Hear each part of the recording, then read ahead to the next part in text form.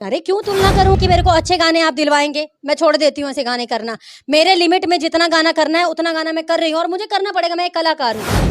ऐसे ही गंदा और घटिया गाना करते रहिए। जो मर्जी बोलिए, आप गंदा बोलिए, इतना गंदा और स्वच्छ स्वच्छ होता ना तो कोई गाना। हाय फ्रेंड्स, आई वो बढ़िया होंगे। मनु द ग्रेट का बात सुनकर आप लोगों को कुछ समझ में आ ही गया होगा। अगर नहीं समझे तो प्लीज मेरे वीडियो को लास्ट तक बने रहे, पूरे डिटेल से समझाते हैं। आप लोगों को पता है कि सोशल मीडिया पे मनी मिराज और मनु द ग्रेट कितना तेजी से फेमस होते जा रहे हैं। आप लोगों को बात करते हैं वहीं पे मनु द ग्रेट, तो इससे पहले अश्लील सॉन्ग आती थी, अभी भी अश्लील सॉन्ग गाने के लिए मन मनाई हुई है। आप लोगों को पता है, इस वीडियो में तो देखा ही होगा मनु द ग्रेट ने क्या बोला कि मुझे गाना होगा तो मैं क्या दूंगा, क्योंकि वो लोग भोजपुरी में अश्लील सॉन्ग ही सुनते हैं ज्यादातर। मुझे इससे कोई प्रॉब्लम नहीं है, लेकिन यहीं पे करते हैं मनी मिराज के बाद। तो यहीं पे मनी मिराज से जब से मनु द ग्रेट का आया है, जब से मनु द ग्रेट बहुत तेजी से लोग जानने लगे हैं। मनु द ग्रेट को किसी चश्मिश के नाम से जानते हैं, किसी को कुछ भी कारण से जानते हैं।